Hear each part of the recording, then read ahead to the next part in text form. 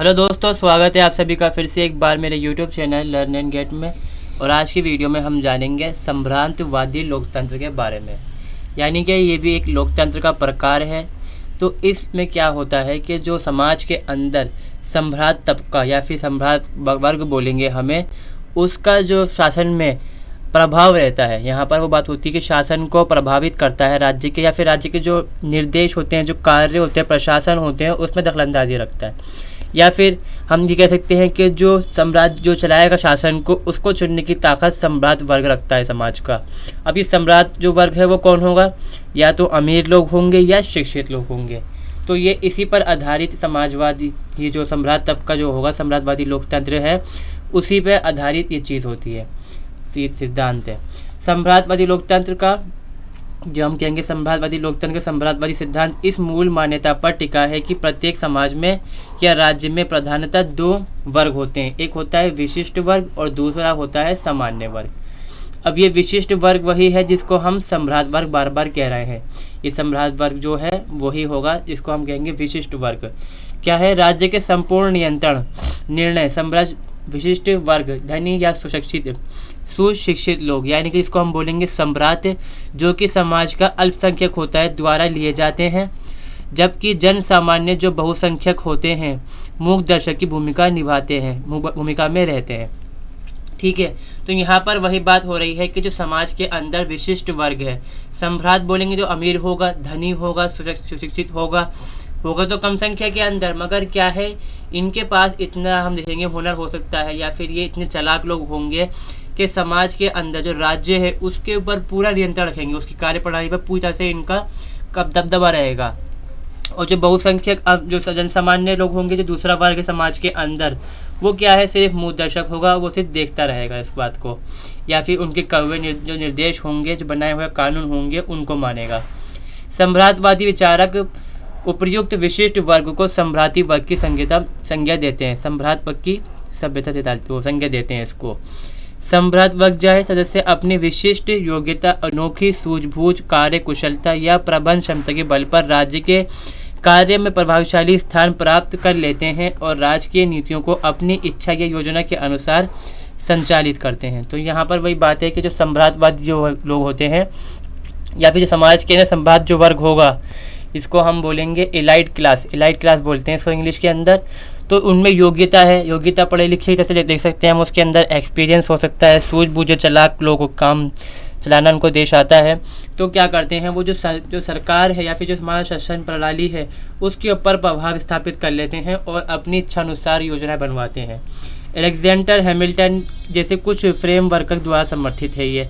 कुलीन लोकतांत्रिक मॉडल का तर्क है कि राजनीति में भागीदारी अत्यधिक जानकर व्यक्तियों के छोटे समूह तक सीमित होनी चाहिए, जो सभी वर्गों के लिए सर्वोत्तम निर्णय ले सके। इनका मानना क्या है हैमिल्टन का, कि समाज के अंदर जो जानकारी है, अत्यधिक जो लोग हैं, उनका जो काम होना चाहिए वो कुछ समाज के छोटे लोगों के पास, छोटे वर्ग के पास होना चाहिए, जो इतनी काबिलियत रखते हों कि वो जो समाज का फैसला लेना है, जो सरकार के नहीं, देश के नहीं फैसला लेना है, नागरिकों के लिए फैसला लेना है, वो सही तरीके से ले सकें। जन सामान्य में नेतृत्व के गुण और उत्तरदायित्व की भावना का नितांत अभाव रहता है और वे सम्राट वर्ग के निर्देशन में ही स्वयं को सुरक्षित समझते हैं इनके अनुसार। इसके बाद क्या होता है कि 20वीं शताब्दी के अंदर बहुत सारे सिद्धांत कराते हैं, पॉलिटिकल थ्योरी, जिनको बोलेंगे पॉलिटिकल राजनीतिक वैज्ञानिक बोलेंगे इनको। इन्होंने इसके बारे में थ्योरीज दी हैं, अपने अपने सिद्धांत दिए हैं। तो पहले कौन है इसके अंदर? Wilfred Pareto. क्या कहते हैं, उनकी बुक है द माइंड एंड सोसाइटी। ठीक है, उसमें ये कहते हैं कि समाज अनिवार्यतः दो वर्गों के अंदर बटा हुआ है। वही बात सम्राट वर्ग, जिसको हमने विशिष्ट वर्ग पढ़ा था पीछे, और दूसरा क्या है, जन सामान्य। सम्राट वर्ग में कौन लोग हैं? जो किसी भी कार्य क्षेत्र में सर्वोच्च योग्यता रखते हैं। मतलब जैसे कोई रक्षा के मामले के अंदर हो सकता है, कोई हम देखेंगे इकोनॉमिक सेक्टर के अंदर ध्यान ज़्यादा रख सकता है, किसी को जो हॉस्पिटल दवाइयाँ या फिर जो हम जो चिकित्सा हो सकती है, उसके अंदर वो योग्यता रख सकता है। तो वो उसके ऊपर जो जिस चीज़ में योग्यता रखेगा, वो क्या बन जाएंगे? सरकार चलाने वाले लोग बन जाएंगे, देश चलाने वाले लोग वही होंगे। अब यहाँ पर वही चीज़ है कि जो सम्राट वर्ग है, सम्राट वर्ग के भीतर स्वयं सत्तारूढ़ सम्राट वर्ग एक और गैर सत्तारूढ़ सम्राट वर्ग के मध्य सतत प्रथा चलती रहती। मतलब इन्होंने क्या कहा कि सम्राट वर्ग है, उसमें बहुत सारे लोग होंगे, ऐसी बात नहीं है कि 2-3 लोग ही होंगे, बहुत सारे लोग होंगे।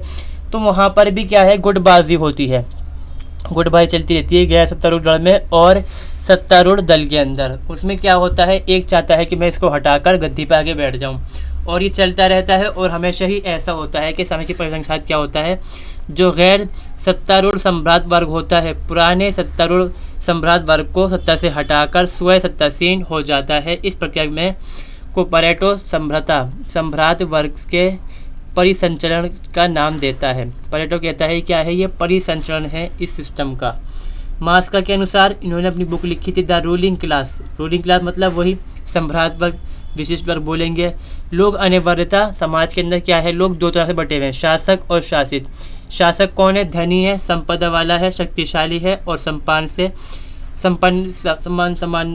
से संपन्न होता है, और अपनी जगह से उसको हटा पाना क्या है, मुश्किल होता है। चाहे कोई भी शासन प्रणाली अपनाई जाए, वह सम्राट वर्ग किसी न किसी हथकंडे द्वारा शक्ति हथियार लेता है। परेटो और मास्का के सम्राट वर्गीय सिद्धांतों के बीच मुख्य अंतर यह है कि परेटो जहां सम्राट का मुख्य गुण उसकी योग्यता और बुद्धिमत्ता मानता है, मास्का क्या कहता है कि क्षमता के विशिष्ट गुण बतलाता है। मतलब कितनी संपदा है, कितना शक्तिशाली है, जो मास्का है ये कहता है, और परेटो कहता है कि कितनी काबिलियत है उसके अंदर, बुद्धिमत्ता है, योग्यता कितनी है। अगला कौन है, जर्मन विद्वान है रॉबर्ट मिशेल्स। उनके अनुसार क्या है, उन्होंने बुक लिखी थी पॉलिटिकल पार्टीज। गुट तंत्र को जो संज्ञा देते हैं वो किस बारे में, कि जो विशिष्ट वर्ग है समाज के अंदर, ठीक है, उसके बारे में कहते हैं कि ये लौह नियम है देखता से कि ये लोग जम के बैठ जाते हैं गद्दी के ऊपर, शासन के ऊपर, और इनको हटा पाना मुश्किल होता है। हालांकि वहाँ पर क्या है, लोकतंत्र तो होता है।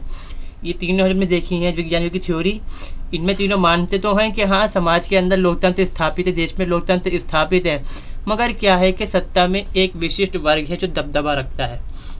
उसने ये तर्क दिया कि अधिकांश मनुष्य स्वभाव से जड़, आलसी और दास मनोवृत्ति वाले होते हैं, वे जो अपना शासन स्वयं चलाने में असमर्थ हैं।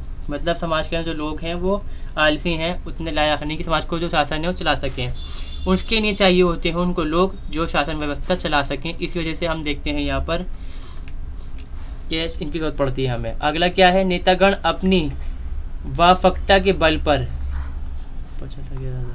बल पर लोगों की भावनाओं से खिलवाड़ करके सत्ता पर नेतागण अपनी वाफकता के बल पर लोगों की भावनाओं पर खिलवाड़ करके सत्ता पर अधिकार जमा लेते हैं। मतलब ये बात कह रहे हैं कि चालाकी इस बल के ऊपर समाज के अंदर जो नेता होते हैं वो सत्ता के ऊपर अधिकार कर लेते हैं, चाहे भले ही वहाँ पर लोकतंत्र हो, मगर वो गुटतंत्र बोल सकते हैं इसको हम, उसकी धारणा ले लेता है, जिसको ये कहते हैं सम्भ्रातवादी लोकतंत्र। मैक्स वेबर क्या कहते हैं, सम्भ्रात वर्गीय सिद्धांत से प्रभावित होकर लोकतंत्र की नई परिभाषा देने का प्रयत्न करते हैं वो। मतलब इन्होंने क्या कहा कि सम्भ्रातवाद को तो मानते हैं साथ में, और लोकतंत्र को भी सही मानते हैं। ये सम्भ्रात वर्ग के अंदर ये लोकतंत्र को कहीं ना कहीं फिट कर डालते हैं। मैक्स वेबर क्या कहते हैं, लोकतंत्र को जन साधारण के द्वारा शासन मानना उपयुक्त नहीं है। मतलब अगर लोकतंत्र है, हम मान लें कि जनसाधारण का शासन है, तो ये सही नहीं है। उसने लोकतंत्र को राजनीतिक नेतृत्व के लिए प्रतिस्पर्धा का संज्ञा दी है। मतलब उन्होंने क्या कहा, समाज के अंदर लोकतंत्र है तो वहाँ पर क्या हो रही है, कंपटीशन हो रहा है, जिसको हम बोलते हैं प्रतिस्पर्धा, ठीक है, वो तो हो रही है, मगर यहाँ पर क्या है, लोग सही से चुन नहीं पाते अपने नेता को इसके अंदर। तो वहाँ पर फिर वही बात है, जो सही बंदा नहीं चुन पा रहा है, हम सही जो नेता है अपना नहीं चुन पा रहा है, तो इससे क्या होता है, जो सम्भ्रात वर्ग होता है वो आगे निकल कर आता है, और फिर जो समाज में शासन प्रणाली है उसको अपने कब्जे में कर लेता है। तो उन्होंने 3 हिस्सों में बांटा है, किसको, सम्राट वर्ग को, पारंपरिक, करिश्माई और विधिक तर्क संगत। मतलब जो पारंपरिक, जिसको हम बोलेंगे पहले चले आ रहे हैं, जो हमको पहले मानते हैं, जो अमीर हैं या फिर धार्मिक लोग हो गए जिनके दबदबा है समाज पे। करिश्माई, जो कुछ जादू दिखा डालते हैं, मतलब कुछ ऐसा कारनामा कर डालते हैं, इस वजह से लोग अपना नेता बना लेते हैं उनको। और दूसरा क्या है, जिनको हम चुनते वगैरह है, वो चीज़ हो सकती है यहाँ पर, जो दिमाग का इस्तेमाल कर लेते हैं अपने। जोसेफ शुम्पीटर के अनुसार ये सच है कि लोकतंत्र में राजनीतिक निर्णय नेताओं द्वारा किए जाते हैं, जन सामान्य द्वारा नहीं।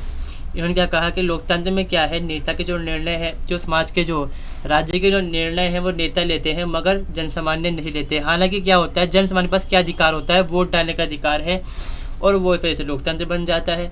अतः अन्य शासन प्रणालियों, ठीक है, की अपेक्षा लोकतंत्र की खूबी यह है कि इसमें सम्राट वर्ग असीम सत्ता प्राप्त नहीं कर सकता। इनका मानना सही है, बेहतर है, सही बात मानते हैं कि ये इतना आसान नहीं है कि लोकतंत्र के अंदर जो सम्राट वर्ग है सत्ता पर पूरी तरह से काबिज हो जाए, लोग उसको हटा सकते हैं यहाँ पर। इसके विपरीत राजनीतिक बाजार में अधिक से अधिक ग्राहकों को आकर्षित करने के लिए आकर्षक नीतियाँ और कार्यक्रम प्रस्तुत करने का प्रयास करता है लोकतंत्र में।